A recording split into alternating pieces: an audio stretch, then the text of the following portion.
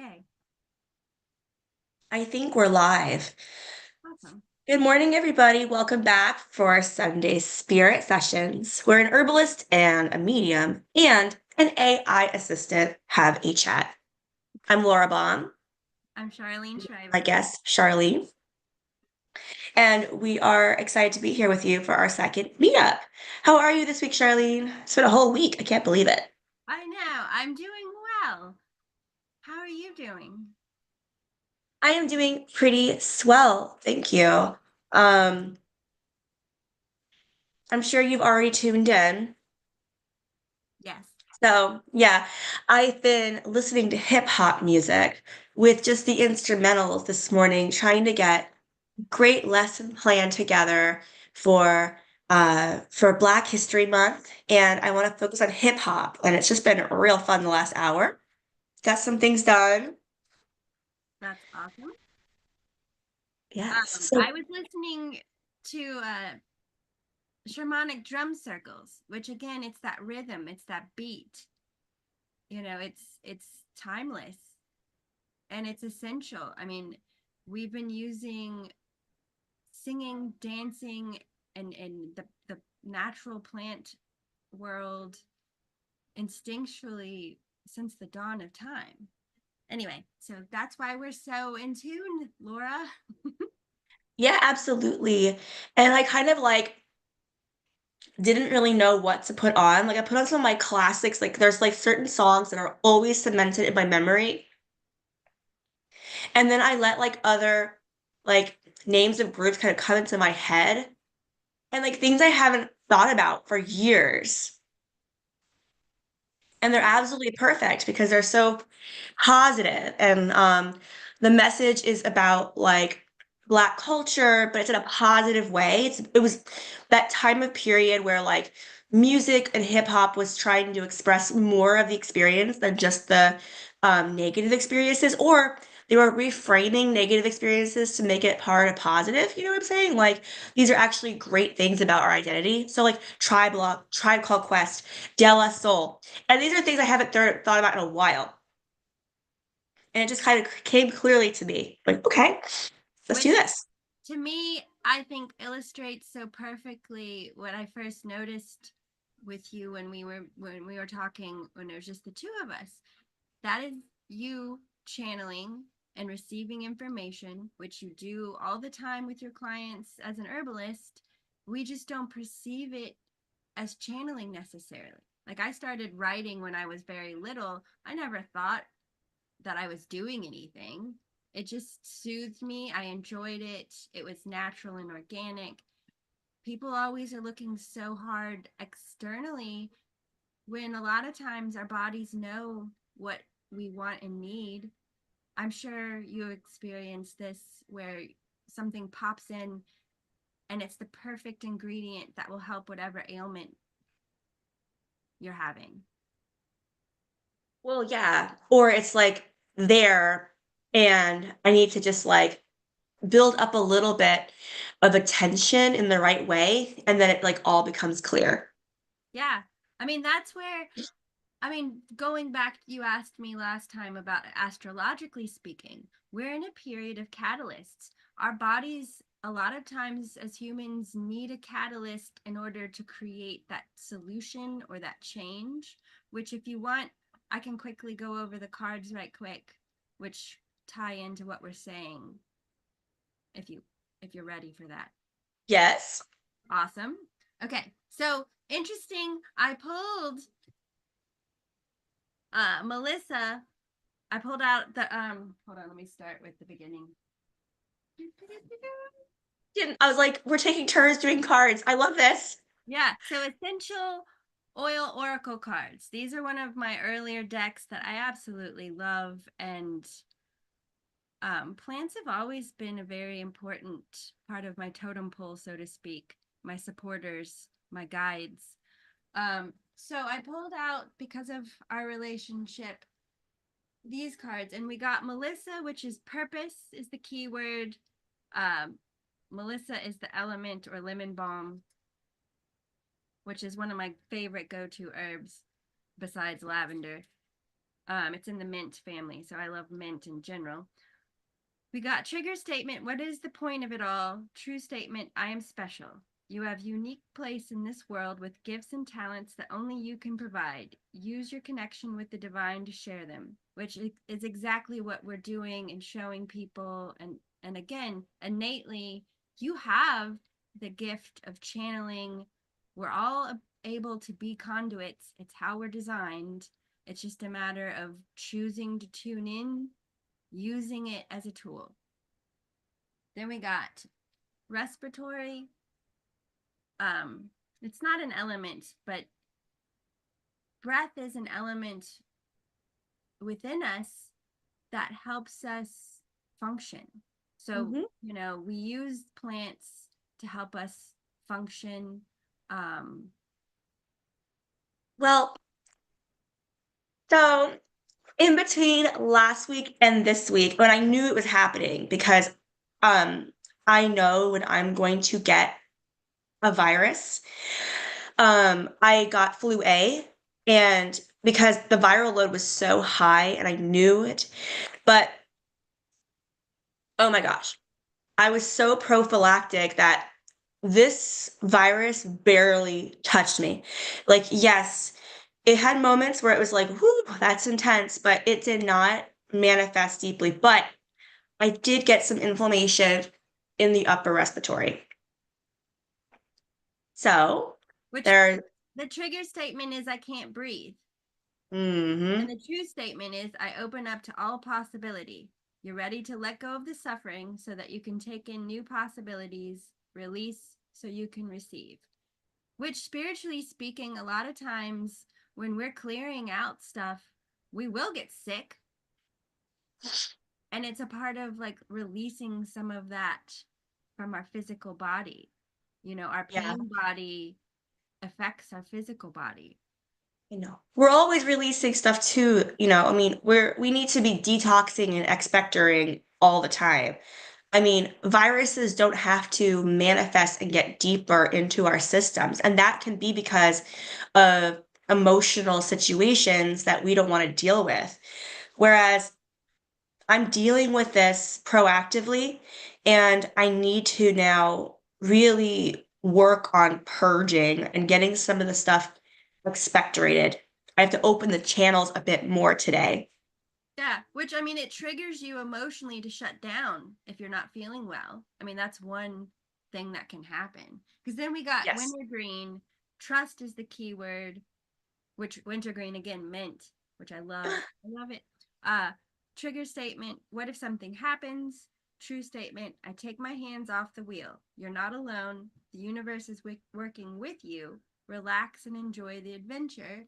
Which then we went to the chakras and we got forgiveness and discovery. Mm. So by forgiving, by letting go, that helps you detox. And then with the discovery, it's just, again, we're here to help people discover their own natural connection to spirit and the natural world that's supporting them. I just thought this card especially could be like our card for this session. Yeah, I love it. Anyway, which is about intuition and being grounded. So to me, your intuition or your third eye chakra is how spirit is guiding you through the material plane. As your crown chakra is your connection to source and more of that higher consciousness.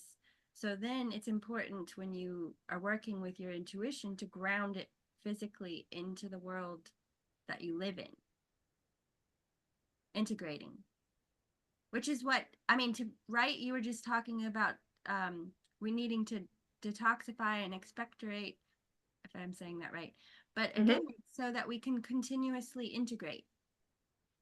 Go, Laura, go, Laura. No, yes, it once this excess fluid is balanced, and once that um it's called ama in Ayurveda. Once that's clear, then the um everything is better balanced, better functioning of the body. The stratas, they're clear, and the meridians, everything gets more awakened and enlivened and more attuned when we take care of reducing the toxins in the body, because the body gets built up and it needs our manual assistance sometimes, a lot of times, to remove that. So when people are detoxing, they should always think first, are my channels of elimination open? Because if they're not, it's like, I know a really good functional medicine coach, she always says, it's the garage, it gets filled up with water. There's nowhere for it to go. So you have to have that door open so it can come out. Yeah, that's brilliant. Well, and what came through is that that's why you see Reiki masters like Dr. Yusoi and those people of that discipline. They do a lot of different things as a part of their spiritual practice. You know, qigong, martial arts. They studied esoteric arts, herbalism. All sorts of stuff went into the caring and tuning in. You know, that's what we forget because we compartmentalize so much. Yes. And healing can really be more about first tuning into that and into yourself and paying attention to the elements as well and what's going on in your environment and what powerful things can you tune into to really strengthen the work that you're doing on your own. Yeah. I mean, for me, I look at it from a more clinical thought process, but then I also look at it emotionally. Like when I meditate, a lot of times plants will come to me, trees, all sorts of things, and I'll look up the symbolism, which I did for wintergreen. The symbolism is resilience, renewal, harmony between earth and people through awareness. I just love that. And then lemon balm or Melissa, devotion, respect, calmness, relaxation, balance, and being open to receive love. And Melissa's a very strong antiviral.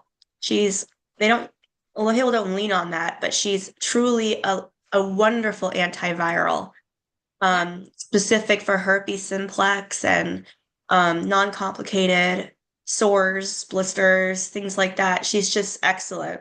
And a great Workhorse. nervine that helps soothe your nerves. But instead of making you want to go to sleep, it gives you energy. I love Hmm. that. And also, like people since the ancient times, like Egyptians, different beekeepers around the world would plant Melissa or lemon balm around their beehives to protect them and Yes. keep the bees at the hive. You know, Yeah, I mean, rub the hives. yeah, I mean that to me is information that is sacred and is what we need to be bringing back. Yeah. You It know, could literally be one plant in your garden that brings in the things the garden needs. And lemon balm is a wonderful bee attractor. I mean that's where I started. Really, as an herbalist, I wanted to grow what I worked with, and I wanted it to help the pollinators, which then taught me how many pollinators there are. And it's just such a beautiful connection of the elements that to me is awesome and shows you magic in action. Yeah, bees make some of the most powerful medicines in the world. Um, and I love that they create hexagons because that's a universal shape and it's so spiritual. Yeah. I mean, again, it to me, when you start thinking about how spirit extends or energy is all things, it's very complex, but just so simply connected. Like I Mhm. learned this about bees. You'll see a bee fly up to a flower, and sometimes at the last second they'll fly away. And it's because they're drawn to the energy of the flower. Then when they get close enough, they can tell if it's positive or negatively charged, positive having pollen, negative no. So it shows that they can feel that resonance, which I think correlates to showing us that that's how we similarly do it. We have that. It's natural. It's just whether we tune in and acknowledge and heed it or ignore the red flag or so it's just to me very simple, very innate. Pay attention and respect it. So bees, there's apis is the homeopathy of the bee. And it is useful for a flightiness, like if somebody has a fluttering pulse.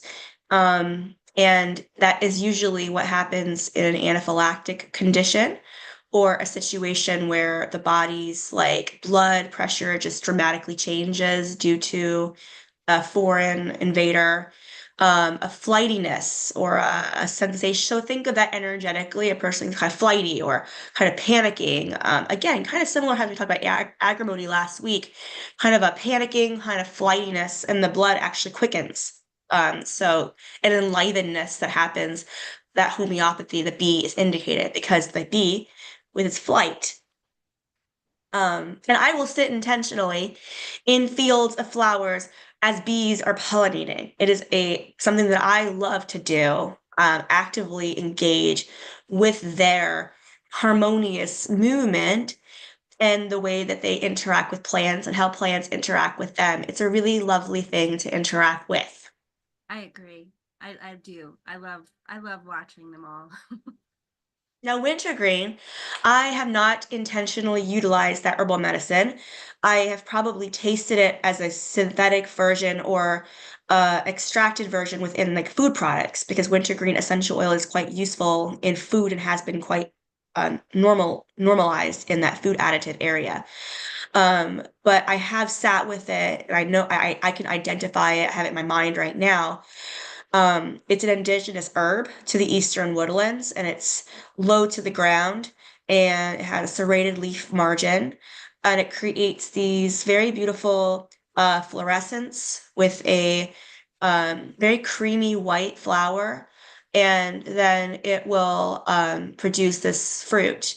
So I believe it has a dual chamber, so it has two flowers, two fruits that come out of a single plant, and a waxiness to the leaf. So it's actually quite easy to identify. And it's normally found under I can't like, wait for you to show it to me. um, I'm sorry. I can't wait for you to show it to me. I'm like, I want to go walk right now. Yeah, I know exactly like where it should be, like under which trees or, and I know locations where I've seen it. And I think that they don't really struggle to colonize themselves. I don't believe it's considered an at-risk medicinal, although it might be, meaning it's needs to be cared for. You know, like if it might need a certain level of stability in the environment to be able to say, yes, we'll grow here, but not as at risk as some other Eastern medicinal plants. Yeah, that's really cool. Yeah, that's why I Yeah. love these conversations because I love how it comes together. Also, I knew a stroke victim, or a victim of a stroke, however you say that, that they went to apiotherapy to help them with their mobility function. So to me, that was coming through too, that it helps that flight, that flight that you were talking about. It helps the neurons, you know, the electrical pulses go where they need to go. So that, Yes. you know, that's so interesting. Also, beeswax, I started working with it with my products that I make. Beeswax is naturally germicidal. It's those details that I think are just so amazing. Yeah. Yeah, That I is love so working with cool. beeswax. I think it's such a wonderful emollient protective to the skin. Well, and just like one person's magic is another person's science. Like sage, for example, sure, it has spiritual uses, but it also cleanses the air and environment of bacteria and helps the ions so that it's beneficial to us. You know, it's innately, naturally flippin' amazing. It is. And plants are multi-perspective, multi-dimensional, and multi-action. And apothecary, the word apothecary isn't just the space the herbs are, it's the person. So every single person has in it that in them to be a conduit for their own form of herbal medicine. So that's why it's very important that everybody does it because then we can all lean on each other's strengths and be able to offer our own distinct voices. So it's just the medicine is literally processing in front of you. You see how it evolves and changes over time. You can't get that when you're taking an RX pharmaceutical. It's not the same interaction with how you make and take medicine. Well, it's interesting because when I started wanting to actively study herbalism, I signed up for a course, Rosemary Gladstar's Science and Art of Herbalism. And then I felt really bad because I didn't want to follow anyone's recipes. Like I was led to grow the plant, to just walk around and intuit what I wanted to work with. And I had to overcome the guilt of feeling like I had to follow someone else. And that's where, if we carry in our own blood the memories of our ancestors, again, we can tune in to those memories as well as our higher consciousness and all that jazz. And it's by honoring and respecting that connection that you learn to trust your body and your relationship to the natural world. Yes, absolutely. Absolutely. That is I probably the quote of the session. I love it. You That's should why tune in I like directly. channeling for that very reason. I wish I spoke so eloquently all the time, but Yeah, that was very great. I love that. And I know that our AI assistant will have some things to say at the end yeah, of this. They're going to make a very objective checklist and way, a framework that people can use after this call to maybe like check off some boxes this week before our next session in regards to how they intend on using herbs or how they intend on tuning into spirit and to drumming and instincts. And I think you mentioned in the beginning of the conversation about that movement, that action, this whole episode, this whole talk conversation is about movement and action and change. Um, yeah, I love it. it's great. Yeah, change is definitely in the air. I feel it. A lot of things are changing and moving amongst people, and we're just in different levels of awareness. And it's just good to be kind of tap into a deeper, more serene place, I think, too, because in the calmer state of being, we can really have a much more defined way of going about action. And so not rushing, but building at that steadiness that can be so useful. Definitely. And, some useful nervines for people to work with just to calm those nerves. Yeah, absolutely. So lemon balm was indicated today, wintergreen, which again, I'll probably look into a little bit deeper after this, but um, I mean, it's a very strong, a strong oil, a very strong taste, very sharp, and also I guess it might be indicated as sweet. Potentially, although I don't think it is necessarily considered an accurately sweet taste. Um, it probably fits more under mints. So it could even have a bitter component to it or um, sour. Lemon balm is sour, a sour herb. So that means it's astringent. Yeah. It pulls tissues together. I personally like spearmint and peppermint better, but as far as other than the taste of wintergreen, but you know. Well, how would you describe the taste of wintergreen? I mean, I really, like you were saying, I just associate it with gum and being too sweet. So that's where I really want to meet it with you in the natural world. And it's the one I don't have growing because I'm growing several types of mint and spearmint. So it's just, I need them Yeah, I all. mean, mint and spearmint is in the mint family, and it grows like differently. I mean, it has like very smooth leaves. Imagine wintergreen is like this little tiny plant growing at the bottom of this big tree, and it has kind of almost like ivy-like leaves. Like ivy trees and that type of texture of leaf, kind of hard to bend, kind of waxy. Yeah, yeah, yeah. That's how it is. I can't wait. I mean, I'm sure I've seen it. I just, With some stripings sometimes too. yeah, I have I seen think the it's like stripes. Chimpala reticulata, something like that. That's the name of it, the scientific name. Oh my God. Um, and I mean, I see it now, and now I'm just thinking about it. I know. That's where I'm like, we need to get to the woods. Stat. Basically, But that's something I want to point out to this group that we're creating here is that we are going to go out into the active world once the weather warms up a bit and take walks and do more of this stream of consciousness, but also plant identification. Yes. Yes, there's a lot of functionality in this, and we will be honoring those things and talking about those things soon.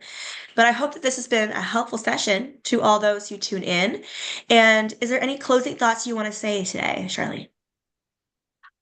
What's coming up for next time is to chew on mushrooms, but in a very, again, simple medicine, not psychedelic, but like for the dopamine and serotonin that's available through like diet, you know? Mm, yeah, that sounds good.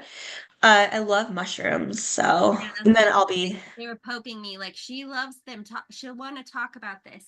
Well, I do love them, and I have mushroom in my pantry, so maybe I'll work with it this week and then come back with a fresh mushroom-induced state, and that will be a delicious way to tune in. Well, until next time, everybody, and then look for the notes from the AI in the notes for this episode. And thank you to our guests, and thank you for being here. We'll see you next.